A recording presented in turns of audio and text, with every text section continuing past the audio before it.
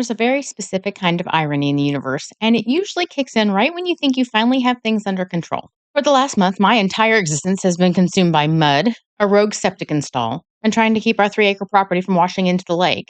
But right now, Camp Cowcumber has to take a back seat. S is graduating in a few weeks, W is finishing up middle school, and A is finishing up elementary school.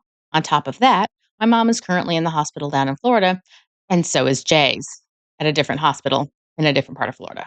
So we're officially in limbo. We have the suitcases packed just in case, and at any point, one of us might have to drop everything and bail at a moment's notice. Never mind, it's the end of the school year, and we have all the activities that have to do with that. Travel plans for family coming up for the graduation festivities, and just the general chaos of late April, early May. That means the mission for this week is simple. Get Camp Cowcumber to a place where we can stop at a moment's notice, so none of the work is lost if we have to disappear. We have to check the hillside fixes, officially mourn the absolute failure of my seed planting era, because not one seed of the Irish moss sprouted, and it's been 4.5 weeks. I guess I will be making that trip to Lowe's to buy the really expensive plugs, like I thought might happen.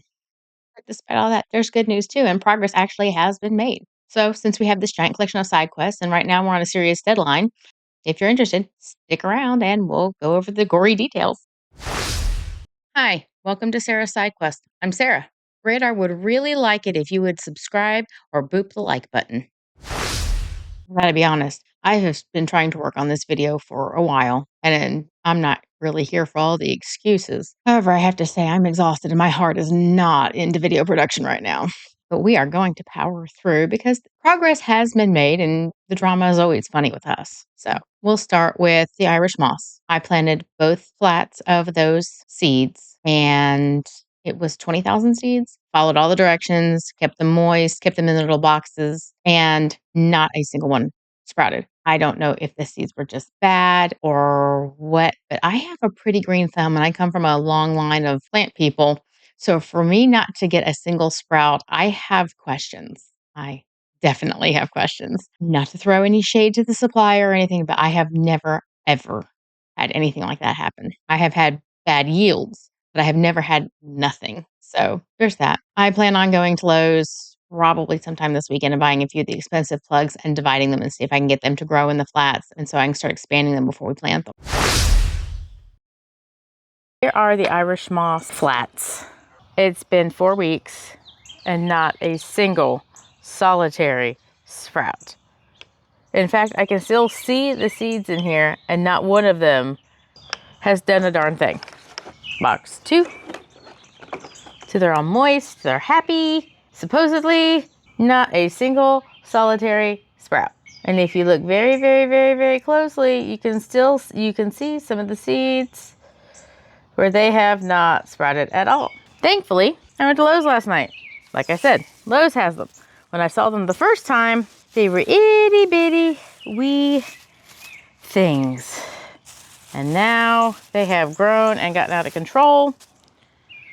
So we have plant 1, and this is kind of hard to do one-handed, and plant 2. These things are nuts.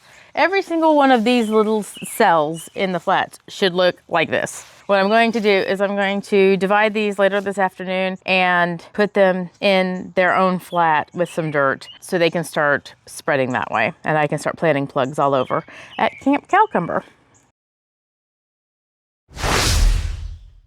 But in good news, if you looked carefully at some of the pictures in the radar videos, there was an Easter egg. The week after spring break, we pulled up to the property and there was a water meter. And we reached down and turned it on and water came out. It was amazing. So all the PEX and all the parts and things that Jay had bought previously were put to good use. We spent 2 days digging a trench with the excavator, which Jay, I think, liked using his toy, but did not like the angle the toy was sitting at most of the time he was digging the holes. There were a few clenched moments and a few times where I had to stand on the front edge to keep it from tipping backwards. We did install the PEX all the way down the hill, which involved me climbing into the hole and weighting the PEX down and straightening it out while Jay carried the line and held it down with the dirt. Right now, we have a temporary spigot attached to one of the Gabion boxes because we're not 100% sure where we're going to put the final spigot to reach the RV. We're not sure where we're going to put the final spigots. We'll have one freestanding one somewhere and we'll have one that goes near the RV. But for now, we just need the one, and it's this where it's in a convenient spot to wash our hands and get a drink if we need to, or wash off radar because he's rolled in something disgusting. But I have to say we're really enjoying having water.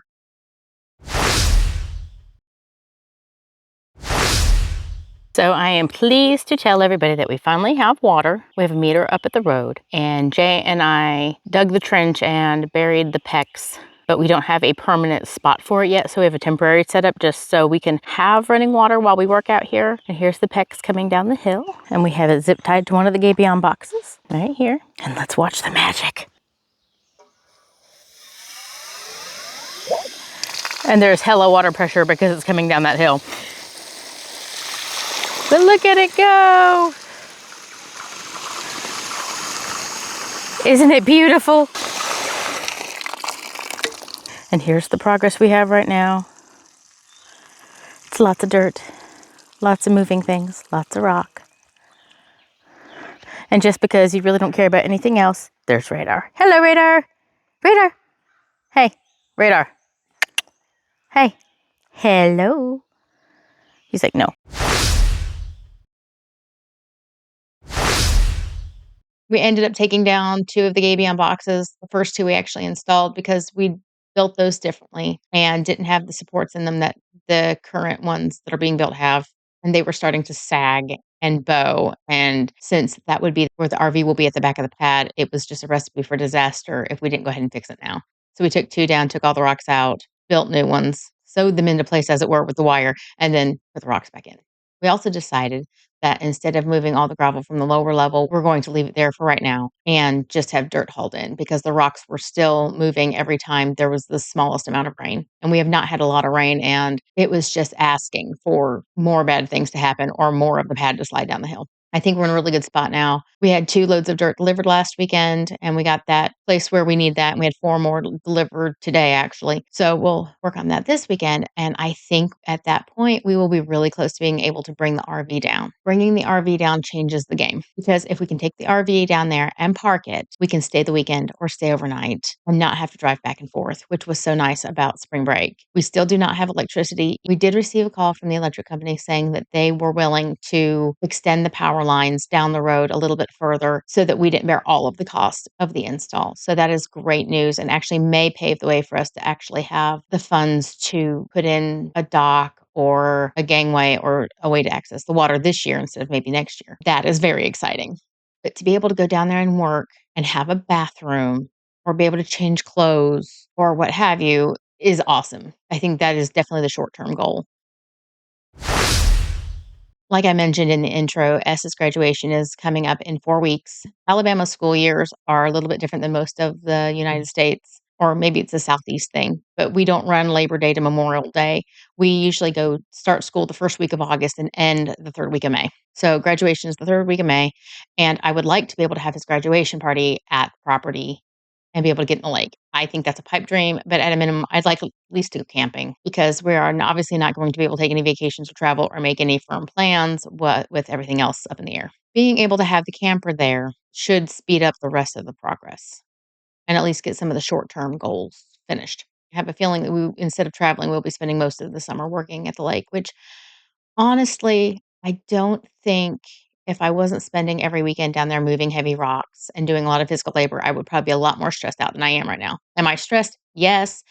But also the physical activity has been probably the key to my sanity, which the whole mom situation has been a whole adventure. My mother was in the ICU for almost 3 weeks, and now she's in a regular room and doing much better. And now we're talking about organizing things like rehabilitation care and things like that, which is always a lot of fun. It's all the red tape and all the insurance and all the fun things like that. But ultimately, she will be fine.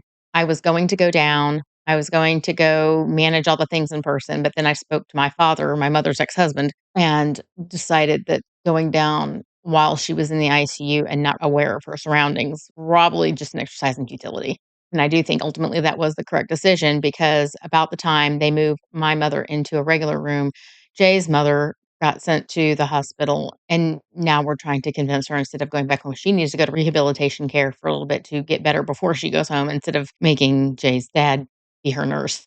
So all of that has been fun. And of course, with family members in the hospital on both sides, we've got other family members calling and giving their opinions and some of them are truly helpful. And some are not, and you get to navigate all that. And honestly, it is hard for us to leave right now. Jay is covered up at work. W has had 3 appointments in Birmingham in the last 3 weeks, so I've been driving back and forth, and my mother's doctors only wanna call me when I'm either in an appointment for W or driving the interstate back, which is not ideal either situation. So there's a lot of back and forth with that. S has a competition in Florida coming up in a couple weeks, so he's getting ready for that. We're supposed to be dog sitting for a family member in a week or so. Plus, it's the end of the school year. There's field trip for fun. W has a field trip to the high school to go tour the high school and get familiar with that. A has a field trip to the middle school so he can see about that. And of course, you've got all the decisions about, is A going to join band or choir? If he joins band, what instrument? W is probably going to go into the same JROTC program that S has been in. And then you have the awards days and the talent shows and field days and the fishing days and all that. And it's really hard to leave a month before school gets out. I'm hoping everything stays at an equilibrium, at least until we can get through the end of the school year.